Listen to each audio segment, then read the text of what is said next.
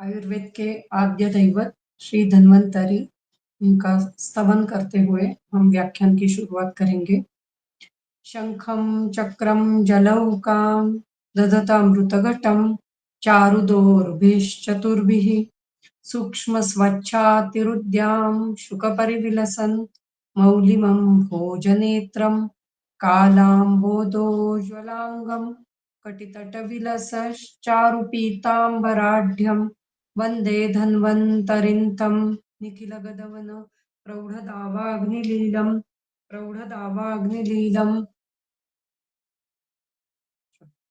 शुरू करेंगे। हम रस विमान ये अध्याय देख रहे थे और उसमें से हमारे 10 श्लोक पूरे हो चुके हैं। हाँ, 10 श्लोक पूरे हो चुके हैं। अभी 11वां श्लोक शुरू हुआ है। तथा युक्ते ही समुदये समुदाय प्रभाव तत्वम एव उपलभ्य ततो द्रव्य विकार प्रभाव तत्वम व्यवस्येत। तो व्यवस्येत इसका मतलब है वि अधिक अव, ऐसा धातु है, उसका अर्थ है व्यवस्था करना या फिर व्यवहार करना। व्यवहार करना, उपयोग में लाना। क्या करना है हमें? व्यवस्येत, ये व्यवस्येत ये विधिलिंग है, मतलब विध्यर्थ है।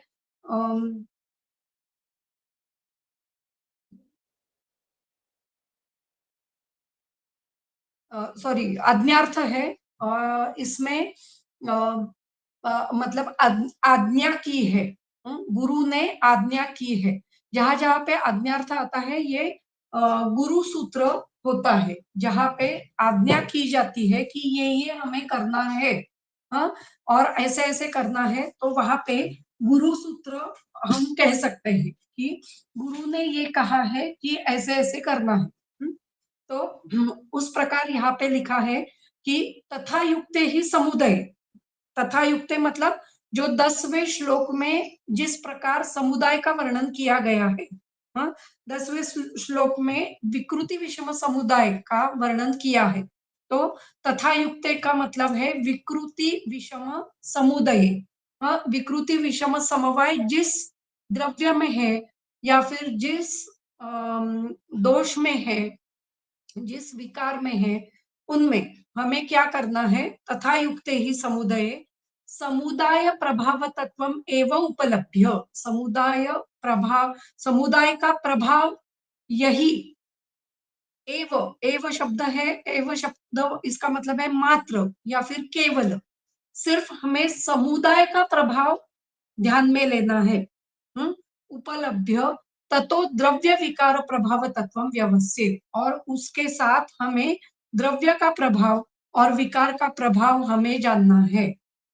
उसकी व्यवस्था करनी है या फिर उसको व्यवहार में लाना है या फिर उसको समझना है। व्यवस्थित इसका और एक अर्थ है कि समझना है। कैसे समझना है? तथा युक्ते ही समुदाय, जहां पे विकृति विषम समुदाय होता है द्रव्य में, रस में या फिर द्रव्य में, तो हमें इसका मतलब क्या है? रस में जो गुण होने चाहिए उसके हिसाब से उसके लक्षण शरीर पे नहीं दिखते हैं। ये विकृति विषम समवाय हमें जान लेना है। तो अगर ऐसे नहीं है तो हमें क्या करना है? समुदाय का जो प्रभाव होता है वही हमें वहां पे जानना चाहिए, और उसके हिसाब से ही हमें द्रव्य प्रभाव तत्वम तथा विकार प्रभाव तत्वम जानना है। उसी प्रकार दोषों का जो कुछ प्रभाव है वो हमें जब अनेक सारे दोष एक साथ आते हैं, 3 दोषों में अलग अलग तरतमत्व के हिसाब से दोष एक साथ आते हैं, और उसमें से हमें अगर, और वो अगर विकृति विषम से एक साथ आ रहे हैं, तो हमें क्या जानना है? उसका जो समुदाय का प्रभाव है वही जानते हुए हमें विकार का प्रभाव तत्व समझना चाहिए। ऐसे यहाँ पे लिखा गया है। अथ किम तरी विकृति विषम समवाय प्रभाव ज्ञानम इति आह तथा युक्ते ही इत्यादि। तो विकृति विषम समवाय का प्रभाव कैसे हो जाता है इसका वर्णन यहाँ पे किया है। तथा युक्ते समुदय इति विकृति विषम समवाय समवाये मतलब विकृति समवाये च विषम समवाये, विकृति समवाय होते हुए और विषम समवाय होते हुए। विकृति समवाय इसका मतलब है जो द्रव्य है या फिर दोष है उनमें ही स्वभाव से ही कुछ विकृति है, उनके गुण ही कुछ अलग प्रकार के हैं, तो उसे विकृति समवाय कहा जाता है। और विषम समवाय इसका मतलब है जिस प्रकार से उनका सम्मिलन हुआ है, जिस प्रकार के से उसके रसों का सम्मिलन हुआ है, उसे विषम समवाय ऐसे कहा जाता है। अभी ये दो तत्व पर दो लेवल पर हम ले सकते हैं। एक अगर एक ही द्रव्य है तो उसमें कौन-कौन से रस है और वो विकृति विषम से एक साथ आए हैं या विषम समवाय से एक साथ आए हैं, वो देखते हुए विकृति विषम समवाय से प्रभाव तत्व हमें जानना है।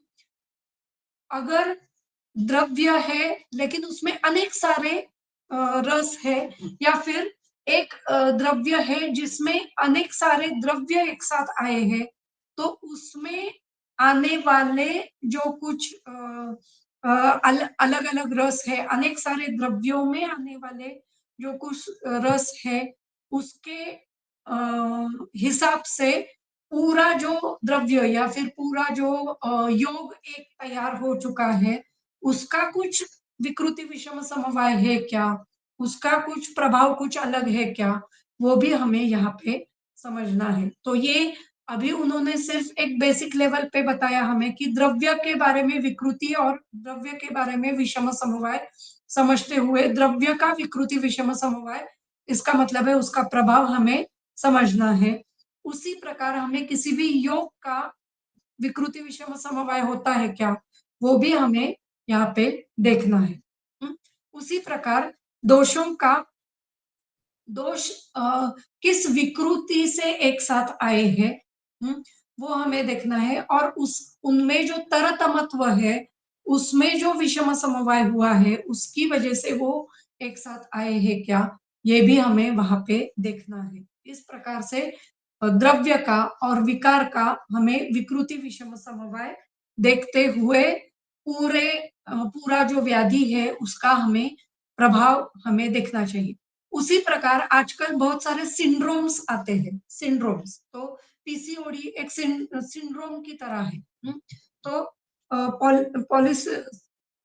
पीसीओएस पॉलिसिस्टिक ओवेरियन सिंड्रोम, तो अभी इसमें भी हमें दोषों की विकृति हमें समझ लेनी है, मतलब दोष किस प्रकार से विकृत हुए हैं वो हमें विकृति विषम समवाय से देखना है और उसका विषम समवाय जो है वो भी हमें वहाँ पे देखना है और उसके हिसाब से पूरे सिंड्रोम का हमें विकृति विषम समवाय देखना है जिसमें अलग-अलग व्याधि भी एक साथ आ सकते हैं और एक प्रकार का सिंड्रोम तैयार हो जाता है, उसका प्रभाव क्या है वो भी हम वहाँ पे जान सकते हैं। तो जैसे द्रव्य और विकार का हम एक बेसिक लेवल पर विकृति विषम समवाय अ समवाय से प्रभाव तत्व जान सकते हैं। उसी प्रकार पूरे सिंड्रोम का एक विकृति विषम समवाय या फिर पूरे योग का विकृति विषम समवाय क्या हो सकता है, वो भी हमें ये दूसरे लेवल पर हम देख सकते हैं। तो ये यहाँ पे हम विकृति विषम समवाय के अलग-अलग लेवल्स हम देख सकते हैं। समुदाय प्रभाव तत्वमिति मेलक प्रभाव तत्वम, समुदाय प्रभाव तत्व इसका मतलब एक साथ मिलना। कौन मिलना? तो रस का मिलना द्रव्य में और दोषों का मिलना विकार में हमें देखना है। उसके लिए उन्होंने 2-3 उदाहरण दिए हैं। समध्रुते ही मधुसर्पिषि, समध्रुते, धृते मतलब धारण करना। क्या ध्रु धातु है, ध्रु धारयति, समध्रुत मतलब कर्मणि भूतकाल वाचक है यहाँ पे, तो समध्रुते किसको समद्रुत किया है? तो मधु और सर्पिशी, ये 2 है, इसलिए समद्रुते ऐसा द्विवचन आया है। तो मधु और सर्पिशी मतलब घी। मधु और घी को जब हमने एक साथ एक मात्रा में लिया है, तो उसमें विकृति विषम समवाय हमें दिखाई देता है। ऐसे यहाँ पे एक उदाहरण यहाँ पे उन्होंने द्रव्य का दिया है।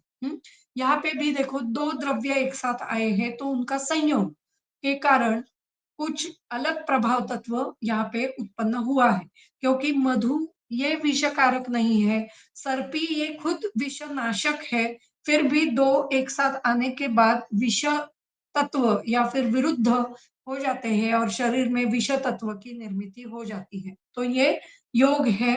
तो इस प्रकार से हमें पूरे योग का विकार तत्व हमें जानना है। अभी यहाँ पे जब मतलब ये मेरा कहना है या फिर मेरा ऑब्जर्वेशन है इस प्रकार से कि मधु और सर्पिशी अलग-अलग प्रकार से उन्होंने एक साथ शायद किए होंगे। जब उन्होंने उस पर रिसर्च किया होगा या फिर कुछ संशोधन किया होगा, तो उन्होंने वो अलग-अलग प्रकार से एक साथ दिए होंगे या फिर अनुपान के लिए वगैरह उसका उपयोग किया होगा। हुँ, तो उनको ऐसे समझ में आया जब वो सम मात्रा में ही दिए जाते हैं, तभी वो विषकारी होते हैं। जब उनकी मात्रा अलग-अलग होती है, तो वो विषकारी नहीं होते हैं। तो ये भी हमें जान लेना चाहिए कि इस पर बहुत रिसर्च होते हुए हमें हमारे सामने ये एक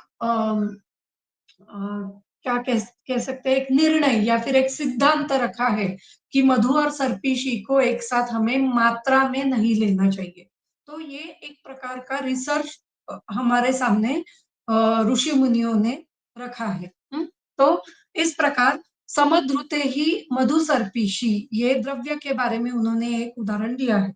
उसी प्रकार विकार का एक उदाहरण यहाँ पे हम देख रहे हैं कि सूर्यावर्ताख्ये वा दोष समुदय। तो सूर्यावर्ताख्य नाम का जो रोग है, उसमें जो दोष समुदय हो जाता है, दोष समुदय न संयुज्यमानं मधु घृत गुण क्रमागतं मारकत्वं न च वातादि दोष प्रभावगतं सूर्यवृद्ध्या वर्धिष्णुत्वं सूर्यावर्तस्य किंतु संयोग महिमा कृतम एव इति अर्थः। अभी यहाँ पे उन्होंने ऐसे भी लिखा है कि जब मधु और घृत एक साथ आते हैं, तो उसमें संयोग करते समय उनके गुण उनके गुण एक दूसरे को मारक नहीं होते हैं, उनके गुण एक साथ आने के कारण विष तत्व नहीं उत्पन्न हो जाता है, ऐसे उनका कहना है। न संयुज्यमान मधु घृत गुण क्रमागतम, क्रम में भी कुछ फर्क नहीं होता है, मतलब पहले मधु लिया बाद में घृत लिया, उसमें भी फर्क नहीं होता है, सिर्फ मात्रा में वो लेने के कारण, संयोग होने के कारण, उस संयोग महिमा के कारण वो विषय तत्व हो जाता है, ऐसे उनका कहना है। तो ये जो संयोग महिमा है, उसका जो रीजनिंग है या फिर उसके कॉजेस है, वो समझ में नहीं आते हैं, इसलिए उसे विकृति विषम समवाय ऐसे कहा जाता है। उसी प्रकार न च वातादि दोष प्रभावगतम सूर्य वृद्ध्या वर्धिष्णुत्वम सूर्यावर्तस्य। तो वातादि दोषों के जो प्रभाव है, उसके हिसाब से सूर्य में वृद्धि होने के कारण मतलब सूर्य जब बढ़ता है, सूर्य जब ऊपर आ जाता है या फिर सुबह से लेके दोपहर तक जब सूर्य सूर्य के किरण या फिर सूर्य की उष्णता जब बढ़ती है, तो सूर्य वृद्ध्यावर्धिष्णुत्वम सूर्यावर्त से इसका मतलब है सूर्यावर्त में जैसे सूर्य आगे आगे बढ़ता है, वैसे सूर्यावर्त रोग ये ज्यादा बड़ा हुआ हमें दिखाई देता है। ये दोषों के प्रभाव के कारण नहीं होता है, सिर्फ संयोग महिमा के कारण होता है। मतलब कुछ अलग प्रकार से दोष एक साथ आने के कारण कुछ संयोग महिमा उसमें हो जाता है और सूर्यावर्त ये रोग जब सूर्य किरण बढ़ते हैं तब ये होता है, ये उसका संयोग महिमा है, ऐसे कहा गया है। यच्च गतिद्वयं दोष रसमेलकस्य तेन प्रकृति समवाय रूपम सन्निपातं ज्वर निदाने दोषलिंगम मेलकेन एव उक्तवान। यहाँ पे दो गतियों का वर्णन किया है, मतलब प्रकृति समवाय एक गति और विकृति विषम समवाय एक गति। ये दोष रस मेलकस्य मतलब दोष एक साथ आने के कारण और रस एक साथ आने के कारण, दोषों के कारण व्याधि की उत्पत्ति, रस के कारण द्रव्य द्रव्य की उत्पत्ति, ये जो है इनकी गति दो प्रकार की होती है, एक तो प्रकृति समवाय और विकृति विषम समवाय। तो उसके उदाहरण और दिए गए हैं। तेन प्रकृति समवाय रूपम सन्निपात ज्वर निदाने दोषलिंग मेलकेन एव उक्तवान। यदुक्तम पृथक उक्त लक्षण संसर्गात द्वान्विकम अन्यतमम सान्निपातिकम वा ज्वरम विद्यात् इति। यस्तु विकृति विषम समवेत त्रिदोष कृतो ज्वरस्य ज्वरः तस्य चिकित्सिते क्षणे दाहः क्षणे शीतम इत्यादिना लक्षणम उक्तम। तो यहाँ पे दो प्रकार की गतियां उन्होंने बताई है। एक एक है सान्निपातिक ज्वर।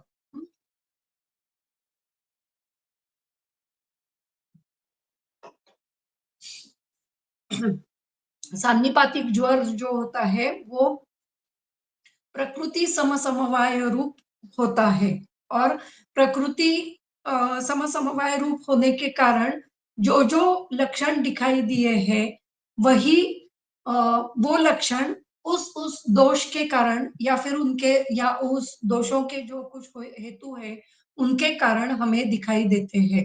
पृथक उक्त लक्षण संसर्गात, जो कुछ संसर्ग हुआ है मतलब दोषों के जो जो संसर्ग हमें दिखाई देते हैं उसके हिसाब से द्वांद्विकम अन्यतमम सान्निपातिकम ज्वरम विद्यात्, जो जिस प्रकार दोषों के हेतु है उसी प्रकार उनके लक्षण दिखाई देते हैं और उसी प्रकार सान्निपातिक या फिर सांसर्गिक ज्वर की उत्पत्ति हो जाती है। लेकिन यस्तु विकृति विषम समवेतम त्रिदोष कृतो ज्वर, लेकिन विकृति विषम समवाय से जो त्रिदोष कृत ज्वर उत्पन्न हो जाता है उसमें क्षणे दाह क्षणे क्षितम इत्यादि ना लक्षणम उक्तम। तो वहां पे एक क्षण में दाह एक क्षण में शीतता, ऐसे कुछ अलग प्रकार के लक्षण दिखाई देते हैं और ये विकृति विषम समवाय के कारण प्रभाव के कारण वहां पे हमें दिखाई देते हैं, ऐसे यहाँ पे वर्णन आया है। वो हम ये सभी जो वर्णन है वो हम फिर से एक बार उस अध्याय में यहीं पे ये पूरा पढ़ने के बाद देखेंगे। उसी प्रकार सान्निपातिक वातादि जो त्रिदोष जो ज्वर है उसमें न ही शाव रक्त कोठोत्पत्त्यादि तत्र उत्तम वातादि ज्वरे क्वचिद अस्ति। तो ये जो शाव रक्त कोठों की जो उत्पत्ति है शाववर्णी या फिर रक्तवर्णी, ऐसे जो कोठों की उत्पत्ति है ये सिर्फ त्रिदोष ज्वर में दिखाई देती है, इसमें वातादि ज्वर में दिखाई नहीं देती है। तो ये त्रिदोष ज्वर का ये एक प्रभाव है, ऐसे यहाँ पे लिखा गया है।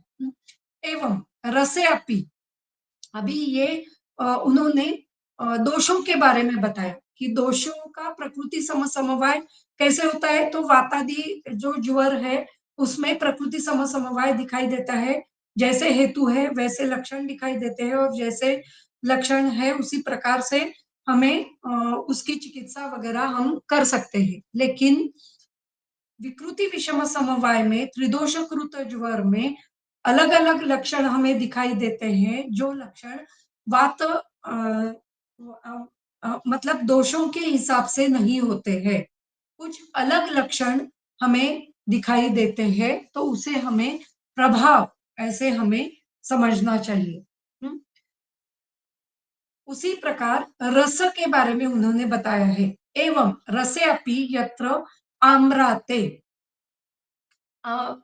है जो आम होते हैं उसमें क्या होता है, मधुरत्वम प्रकृति समसमवेतम, मधुर रस होता है, तो ये प्रकृति समसमवेत है। क्योंकि क्या, क्योंकि क्यों होता है वो, तत्र अमृतम मधुरम एतद मात्रम एव उक्तम तेन मधुर सामान्य गुण आगतम तस्य वातपित्त हरत्वम अपि लभ्यत एव। तो जब आम ये सिर्फ मधुर होता है, मतलब उसमें अम्ल गुण बहुत कम होता है, या फिर नहीं के मात्रा में होता है, या फिर अम, अ, मतलब सिर्फ मधुर यही एक रस वहां पे दिखाई देता है, तो वो वात पित्त हर होने का काम करता है। वात पित्त हर ये काम करता है, ये हमें समझ में आता है, क्योंकि मधुर रस ये खुद वात पित्त हर है, तो अपने आप मधुर रस का जो आम है वो भी वात पित्त हर है। यत्र वार्ता के, लेकिन वार्ता का नाम वार्ताक में, वार्ताक मतलब जो क्या बैंगन, हाँ? वार्ता के कटु तिक्तत्वेन, वार्ता कैसे है, कटु तिक्त रस का है, तो वातकरत्वम प्राप्तम अपि, उसमें वातकरत्व होना चाहिए। कटु तिक्तत्वेन वातकरत्वम, कटु तिक्त रस होने के कारण उसमें वातकरत्व होना चाहिए। प्राप्तम अपि विकृति विषम समवायात तद न भवति, लेकिन विकृति विषम समवाय के कारण वार्ताक ये है, सॉरी, वार्ताक ये वातकर नहीं है। हम हर बार ऐसे कहते हैं कि ये बैंगन वातुल है तो वो नहीं खाना चाहिए, नहीं, बैंगन वातुल नहीं है, वो पित्तकर है, वो वातुल नहीं है। वो ये अ, वातुल न होना ये विकृति विषम समवाय के कारण होता है। ये जो उदाहरण है यहाँ पे, ये न समझने के कारण वार्ता ये वातुल है, उसमें वातकरत्व है, ये हर बार आगे आया है। मतलब किसी को भी अगर पूछा वार्ताक कैसे है, तो बहुत सारे वैद्यों को भी ये मालूम नहीं होता है। वार्ताक ये वातकर नहीं है, ये विकृति विषम समवाय उसमें है, कटु तिक्त होने पर भी वो वातकर नहीं है, ये विकृति विषम समवाय के कारण होता है। वह पित्त बढ़ाने वाला होता है, और यही वर्णन चरक सूत्र अध्याय 27 में आया है, हम वो भी एक बार देखेंगे। वार्ताकम वातग्नम ऐसे लिखा गया है। लेकिन हर बार हर हर एक अनेक सारे वैद्य भी वार्ता कम करो, बंद करो ऐसे कहते हैं। नहीं, वार्ता मतलब बैंगन ये वातुल नहीं है, वो पित्तकर है। एवं इत्यादि तद उदाहरणम शास्त्र प्रसृतम अनुसरणीयम। तो ये सभी जो विकृति विषम समवाय के उदाहरण है, वो शास्त्र के अनुसार उनका प्रयोग करना है।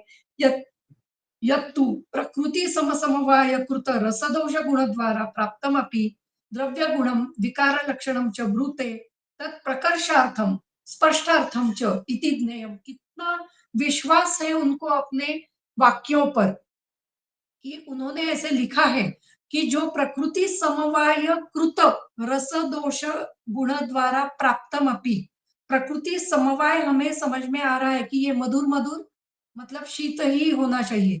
मधुर कटु कटु तिक्त तो उष्ण ही होना चाहिए, ये प्रकृति समवाय से हमें समझ में आता है। बहुत सारे द्रव्य ऐसे हमें समझ में आते हैं कि प्रकृति समवाय के कारण ये मधुर मधुर शीत है तो बल्य है, ये हमें समझ में आते हैं। लेकिन वो प्राप्तम अपि ऐसे होने होने पर भी द्रव्य गुणम विकार लक्षणम च ब्रूते, फिर भी द्रव्य गुणों का वर्णन या फिर विकारों के लक्षणों का वर्णन अलग किया है। तत्प्रकर्षार्थम स्पष्टार्थम च, वो वर्णन प्रकर्ष के लिए बताया है या फिर स्पष्टता आने के लिए बताए गए हैं।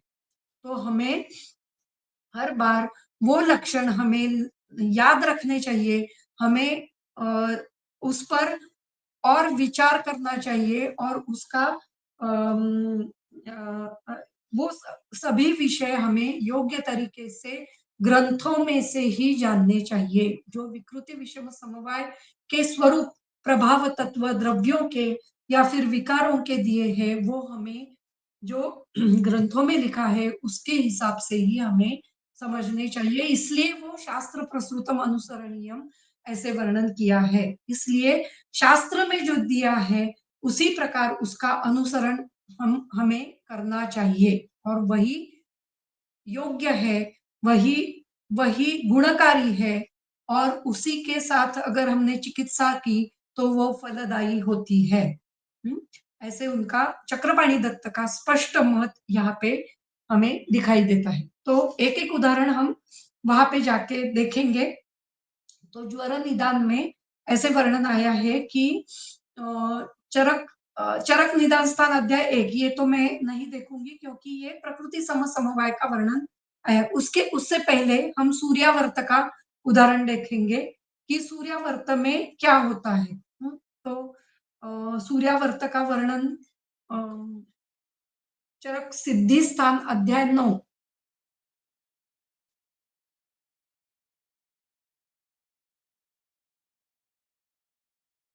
त्रिमर्मीय सिद्धि अध्याय में आया है।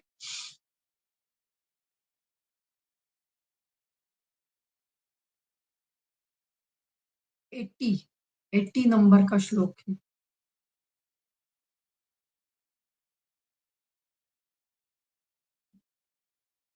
हम्म,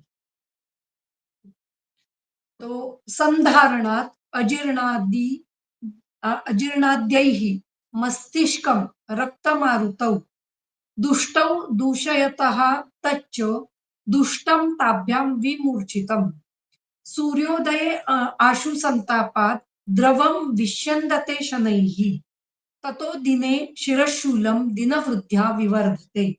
तो क्या होता है इसमें संधारण के कारण या फिर अजीर्ण के कारण मतलब वेग विधारण के कारण या फिर अजीर्ण के कारण मस्तिष्क में रक्त और वायु की वृद्धि हो जाती है।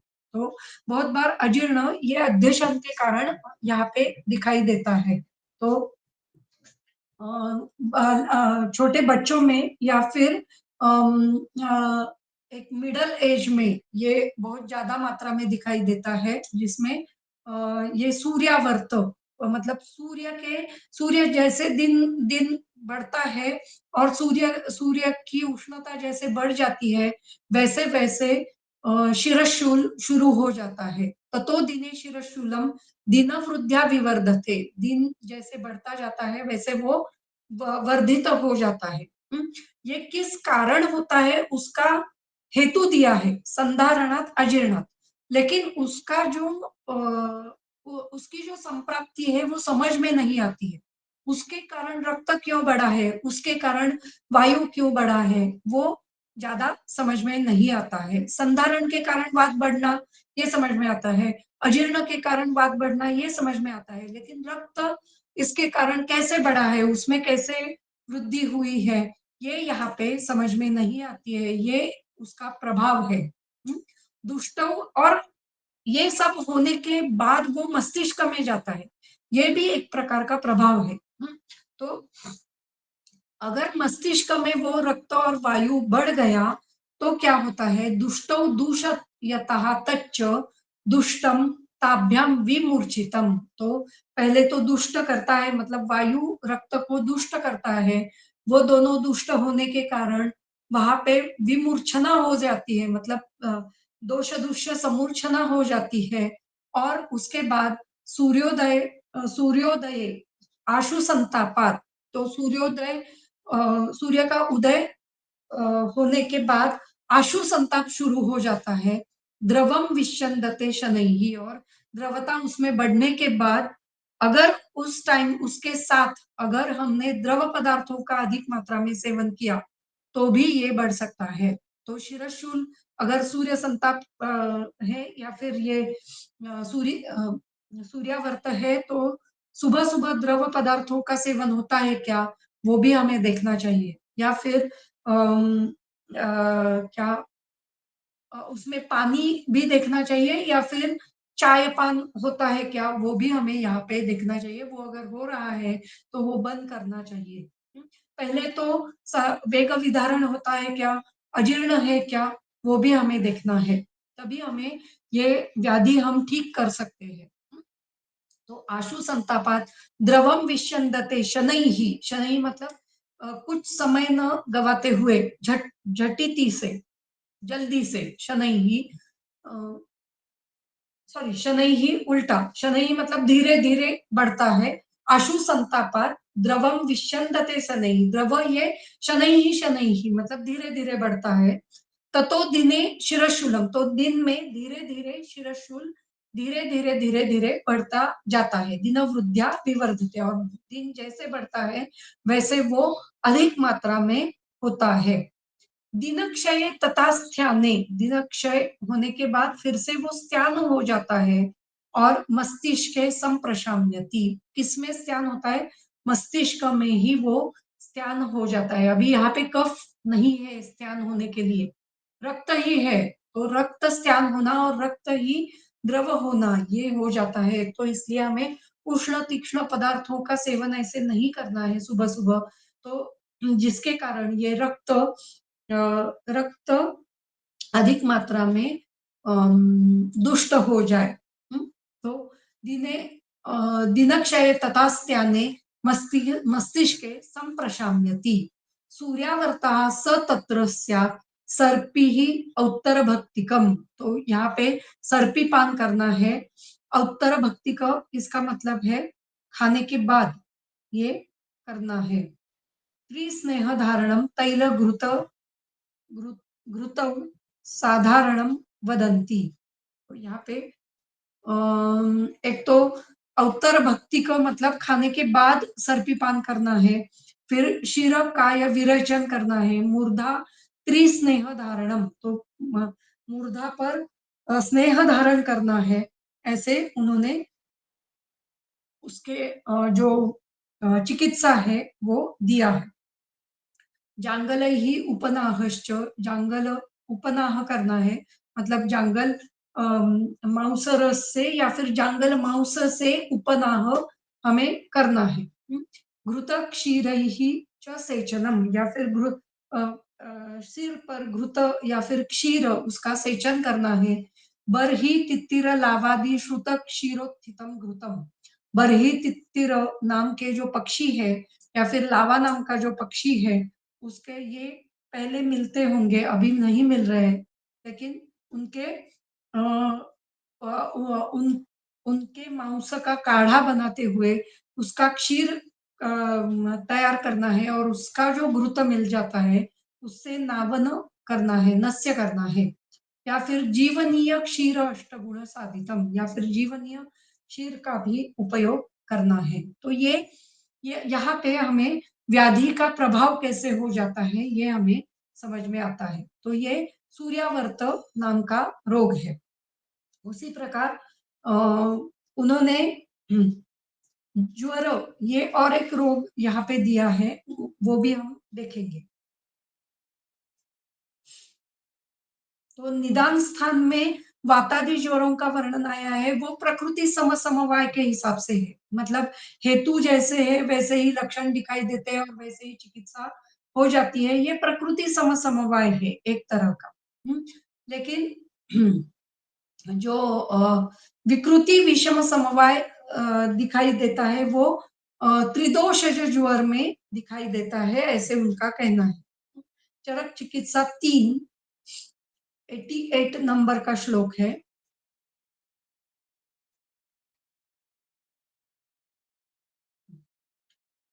तो यहाँ पे उन्होंने पहले लिखा है कि क्षणे दाहः क्षणे शीतम इत्यादि नाम लक्षणम उक्तम, यस्तु विकृति विषम समवेत त्रिदोष कृतो ज्वर स्यात्।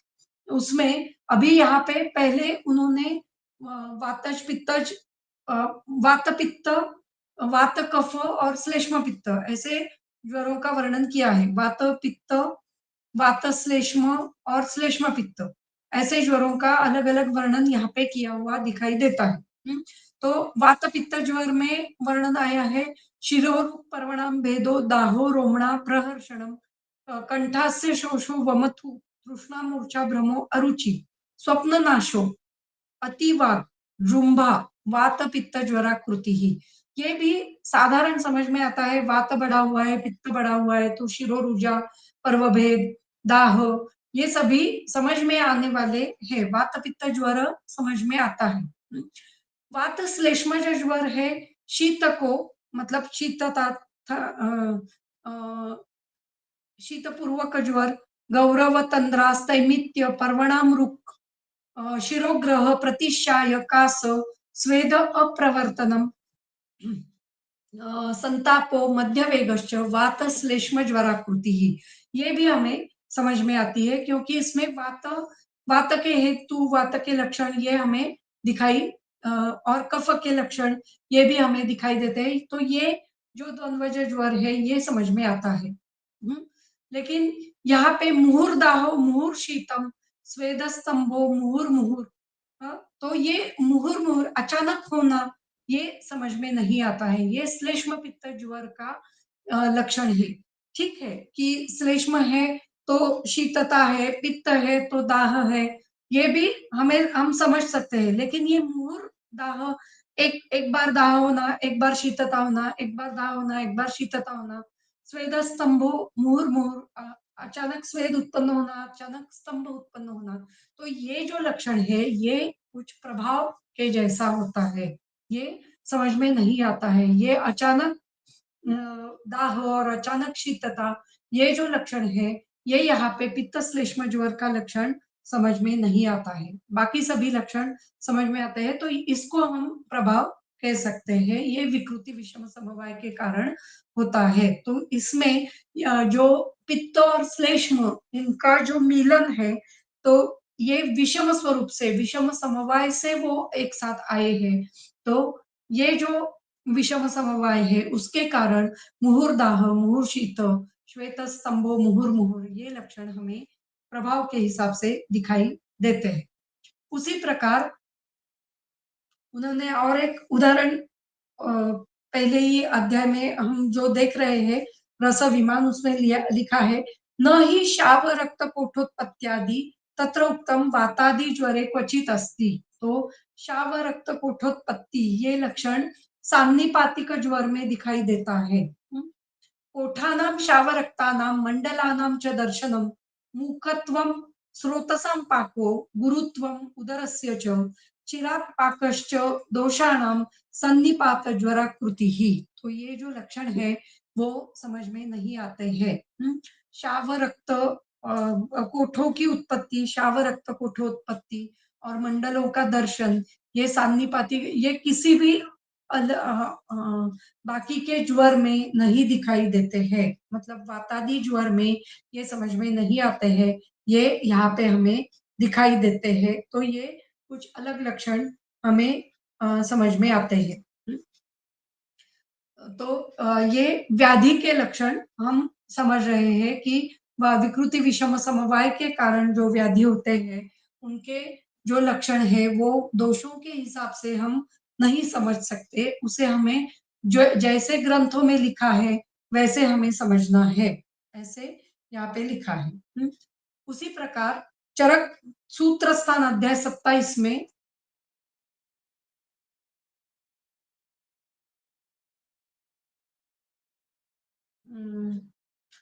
अभी आपका कवर एक मिनट। हाँ।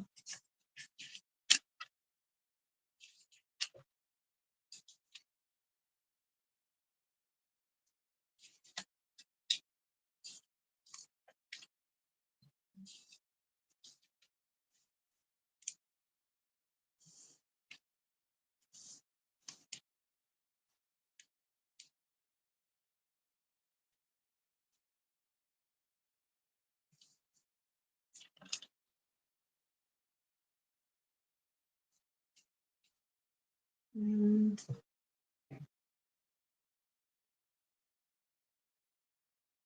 श्लोक नंबर 125 से शुरू हो जाता है।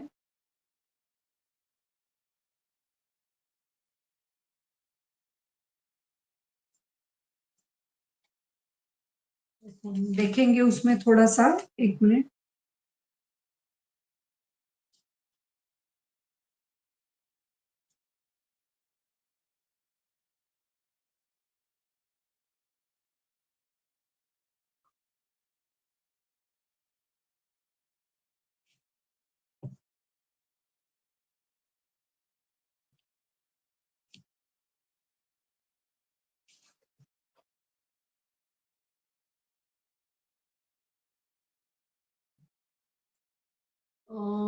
सर्वेद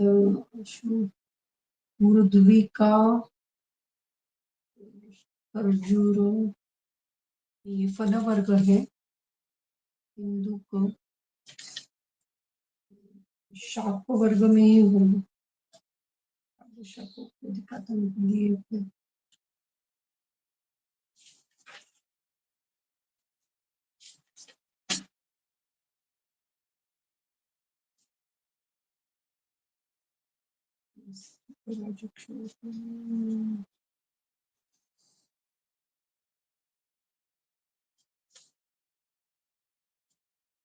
ठीक है, अभी समझ में नहीं आ रहा है, लेकिन जब मिलेगा तो मैं बता दूंगी फिर से।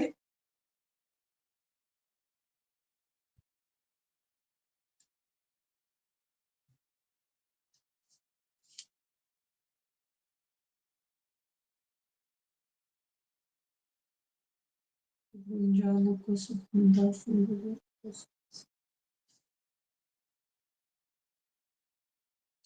नहीं दिखाई दे रहा है वार्ता, इसमें ही है क्या? एक बार देखती हूँ सिर्फ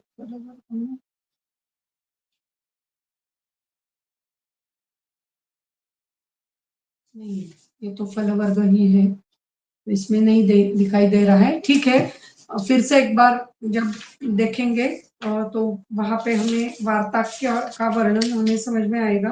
मैंने देखना मैं भूल गई इसमें। ठीक है, तो लेकिन जो वर्णन ग्रंथकार का कहना ऐसा है, या फिर चक्रपाणि दत्त का कहना ऐसा है कि जो वर्णन ग्रंथ में लिखा है वो हमें पढ़ना चाहिए। सिर्फ रसवीर्य विपाक से हमें द्रव्यों के तत्व नहीं समझने हैं। जो प्रभाव तत्व दिए हैं वो ग्रंथों में दिए हैं, तो उनको भी हमें जानना है, और उनके हिसाब से हमें उनका प्रयोग पथ्य के लिए वगैरह हमें करना जरूरी होता है। तो इसलिए ये प्रभाव ग्रंथों में कहे गए हैं।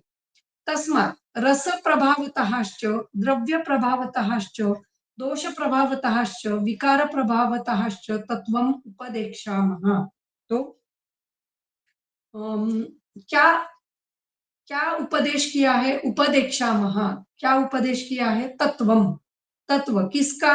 तत्वम इति रसादि प्रभाव तत्वम, रस इत्यादियों का जो प्रभाव तत्व है वो किस प्रकार से उपदेश किया है?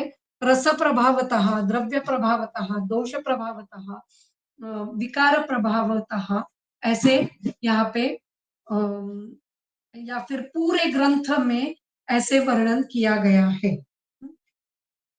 यत्तु पूर्वम तत्र आदौ रसद्रव्य दोष विकार प्रभावान् उपदेक्षामः इति अनेन रसादि प्रभाव व्याख्यान प्रतिज्ञानं कृतं। तत्तु रस प्रभाव अनुमानेन एव द्रव्य प्रभाव कथनात् तथा दोष प्रभावेन विकार प्रभाव कथनात् च कथनात् चरितार्थम स्यात्। मतलब इसका मतलब है पूर्व पूर्व में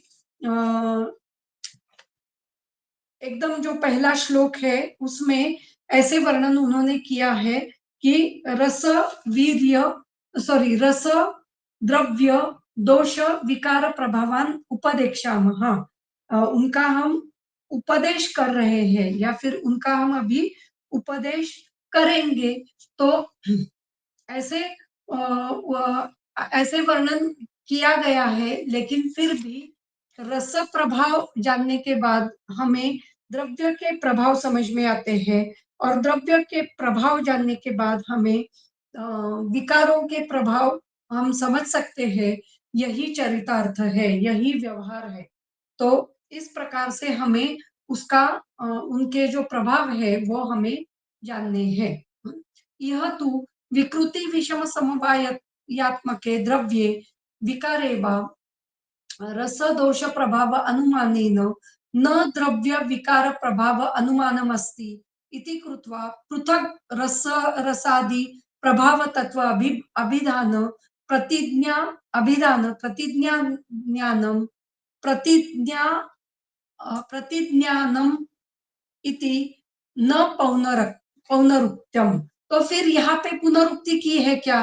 हाँ, मतलब इसका मतलब ऐसा है, जो चक्रपाणि दत्त एक शंका यहाँ पे हमारे सामने रखते हैं कि पूर्व के श्लोक में ऐसा वर्णन आया है कि रस द्रव्य दोष विकार प्रभावान उपदेक्षामः। तो रस द्रव्य विकार और प्रभाव का उपदेश हम यहाँ पे कर रहे हैं। लेकिन अभी तक उन्होंने जो कुछ एक्सप्लेनेशन दिया है, जो पुनर्वसु आत्रेय ने जो कुछ एक्सप्लेनेशन हमारे सामने रखा है, उससे हमें ऐसे समझ में आता है कि रस प्रभाव से हमें द्रव्य प्रभाव कहना चाहिए, या फिर दोष प्रभाव से विकार प्रभाव कहना चाहिए, और यही चरितार्थ है या फिर यही व्यवहार है। तो ये जो यहाँ पे लिखा है कि रस प्रभावतः, द्रव्य प्रभावतः, दोष प्रभावतः, ये जो अलग अलग लिखा है, ये पुनरुक्ति है क्या, या फिर कुछ गलती से लिखा गया है क्या? तो नहीं, यह तू यहाँ पे जो लिखा गया है वो विकृति विषम समवायात्मक के द्रव्य विकारे वा, विकृति विषम समवायात्मक जो द्रव्य होते हैं या फिर विकार होते हैं, उसमें रस दोष प्रभाव अनुमानेन न द्रव्य विकार प्रभाव अनुमानम अस्ति। रस और दोषों के प्रभाव के अनुमान से द्रव्य और विकार का प्रभाव हम नहीं जान सकते हैं। इसलिए इति कृत्वा मतलब इसलिए पृथक पृथक रसादि प्रभाव तत्व अभिज्ञानम प्रतिज्ञानम इति न पौनरुक्तम। तो इसलिए हमें रस प्रभाव अलग जानना है, द्रव्य प्रभाव अलग जानना है, दोष प्रभाव अलग जानना है, विकार प्रभाव अलग जानना है। यह द्रव्याणाम वीर्य प्रभाव विपाक प्रभावौ च द्रव्य प्रभावे रस प्रभावे वा अंतर्भावनीय। अभी यहाँ पे जो वीर्यों का प्रभाव और विपाक का प्रभाव होता है उसका क्या है? तो यहाँ पे यहाँ पे द्रव्यों का जो वीर्य प्रभाव है, विपाक प्रभाव है, वही रस प्रभाव में ही अंतर्भावित है। तो इसका मतलब ऐसा है, किसी अगर द्रव्य द्रव्य वीर्य के प्रभाव के कारण कुछ अलग काम कर रहा है, तो वो हमें रस प्रभाव से ही, हमें रस प्रभाव से मतलब यहाँ पे रस प्रभाव दिया है, इसका मतलब अभी हमें सब चीजें समझनी है, वीर्य प्रभाव भी समझना है, विपाक प्रभाव भी समझना है। इसे अतिदेश तंत्र युक्ति कहते हैं। तो वो अतिदेश क्या है, वो चक्रपाणि दत्त ने बताया है। रस प्रभाव बताया है, इसका मतलब क्या है, वीर्य प्रभाव भी हो सकता है, विपाक प्रभाव भी हो सकता है। तो या फिर द्रव्य और द्रव्य प्रभाव है इह द्रव्याणां वीर्य प्रभाव विपाक प्रभावौ च द्रव्य प्रभावे रस प्रभावे वा अंतर्भावौ। तो वीर्य प्रभाव ज्यादातर द्रव्य प्रभाव से हमें समझना है, और विपाक प्रभाव ये हमें ज्यादातर रस प्रभाव से समझना है। इसलिए वो ये भी किया है यहाँ पे, उसी के हिसाब से यहाँ पे वर्णन किया है। वीर्य प्रभाव द्रव्य प्रभावे विपाक प्रभावो रस प्रभावे वा अंतर्भावनीय, उनका अंतर्भाव उसमें होता है। इसलिए हम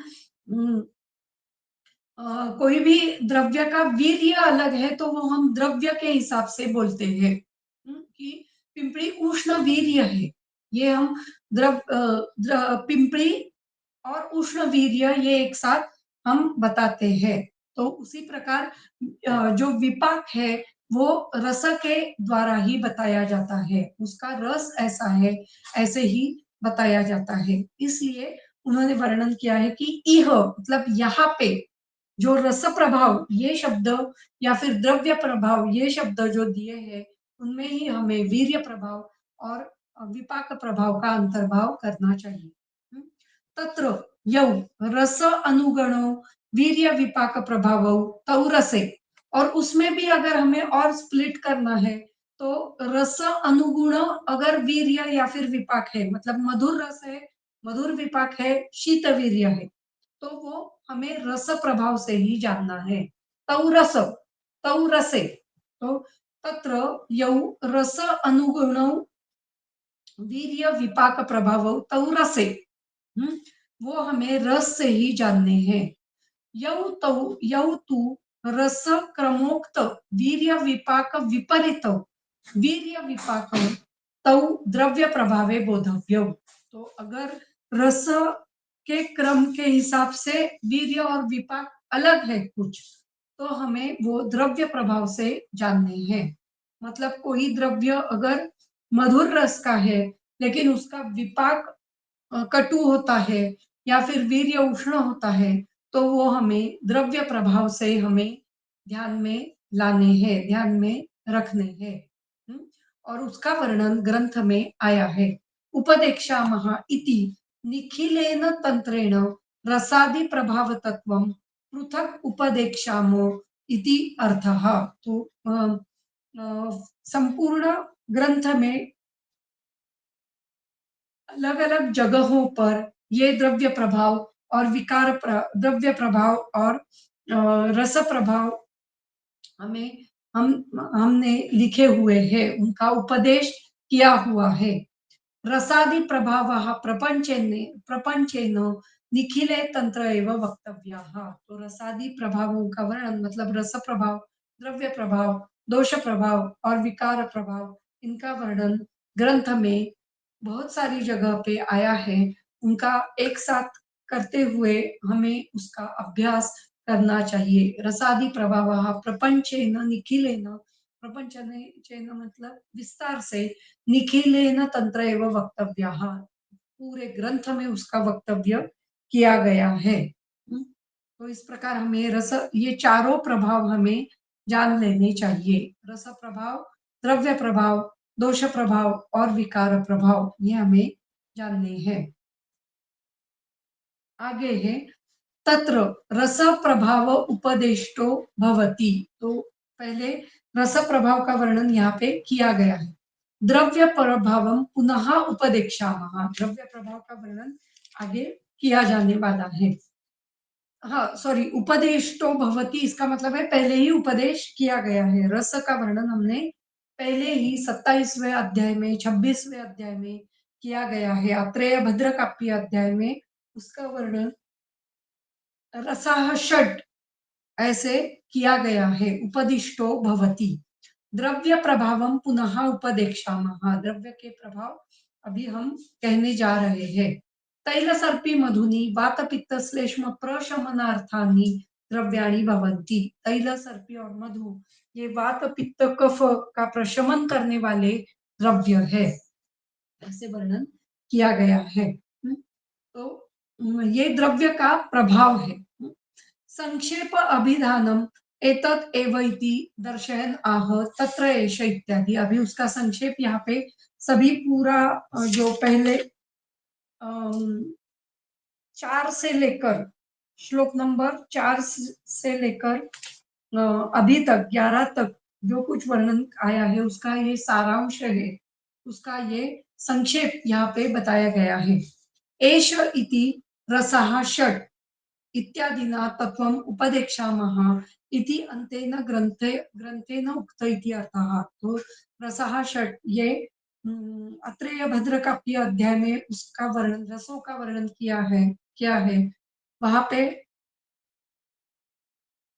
इत्यादिना तत्वम उपदेक्षामः, तो उसका वर्णन पहले ही ग्रंथ में किया गया है। उपदिष्टो भवति इति संक्षेपेण कथितो भवति, संक्षेप से उसका उपदेश किया गया है। अन्ये तु तत्रेष रस प्रभाव उद्दिष्टो भवति इति पठन्ति। तो कुछ आचार्यों का कहना है तत्र एष रस प्रभाव उद्दिष्टो भवति, रस प्रभाव का उद्देश्य पहले ही किया है, ऐसा वर्णन करते हैं। अस्मिन् पक्षे द्रव्य दोष विकार प्रभावो अपि यो अत्र उद्दिष्टः सोऽपि रसद्वारा तेन रसस्य एव प्रपञ्च अभिहितत्वात् तस्य एव अभिधानम् उपसंहरति न द्रव्यादीनां नेयम्। इसमें भी अस्मिन् पक्षे द्रव्य दोष विकार प्रभावो अपि यो अत्र उद्दिष्टाः सो अपि रस द्वारा जो द्रव्य दोष और विकार के प्रभावों का वर्णन किया है वो भी रस के द्वारा ही किया है। तेन रसस्य एव प्रपंच अभिहितत्वात् तस्य एव अभिधानम उपसंहरति न द्रव्यादीनाम इति ज्ञेयम्। तो रस का ही प्रपंच या फिर रस का ही विस्तार से वर्णन किया गया है। तो मतलब जो द्रव्य का प्रभाव है वो भी रस के द्वारा ही कहा जाता है।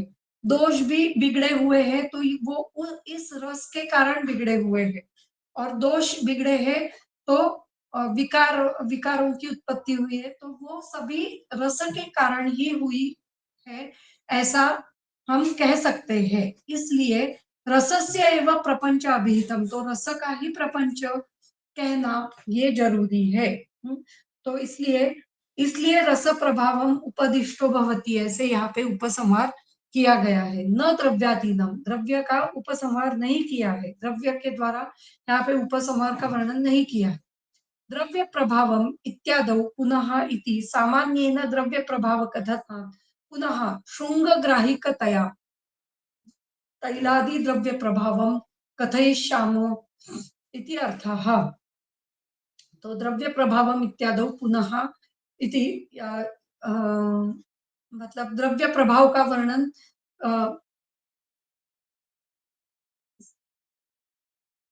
सामान्यतः यहाँ पे किया गया है। तो पुनः शुंग ग्राहक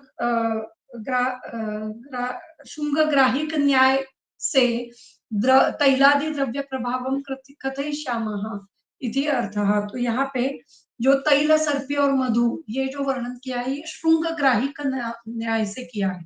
ये शुंग ग्राहिक न्याय क्या है? तो जैसे अ, जैसे हम जो हिरण लेते हैं, श्रृंग जो होते हैं वो हिरण को होते हैं, तो जिस हिरण को श्रृंग होते हैं उनका वर्णन कैसे किया जाता है? तो ये श्रृंग वाला हिरण है। श्रृंग जिसको है उसे हिरण कहा जाता है। तो श्रृंग ये उसका श्रृंग ये उसका वैशिष्ट्य है। तो ये मतलब जो हिरण है उसके अलग अलग वैशिष्ट्य है, लेकिन उसमें भी सबसे महत्वपूर्ण वैशिष्ट्य क्या है? तो उसके सींग। ये अ, ये लक्षण या फिर ये सिंह होना ये हिरण का एक प्रकार का वैशिष्ट्य है।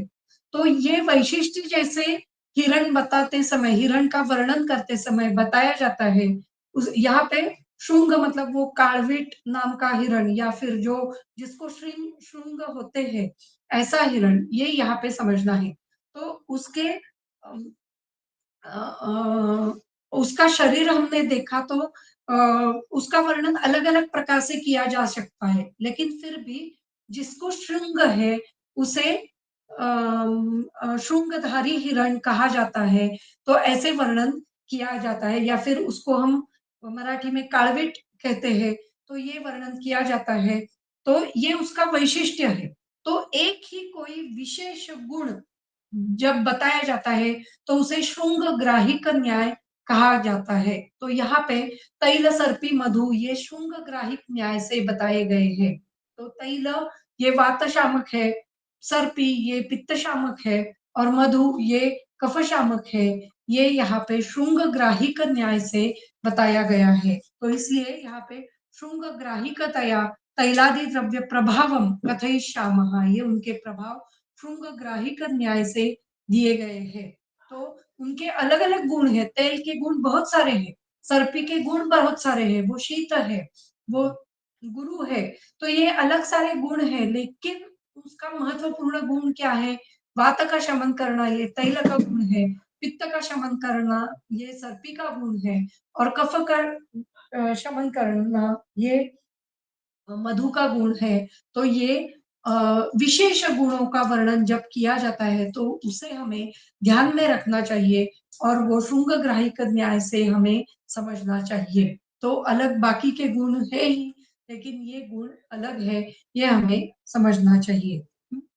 फिर आगे दिया है प्रशमनार्थ इति प्रशमन प्रयोजनानि। तो प्रशमन ये प्रयोजन इनका है, ऐसे बताया गया है।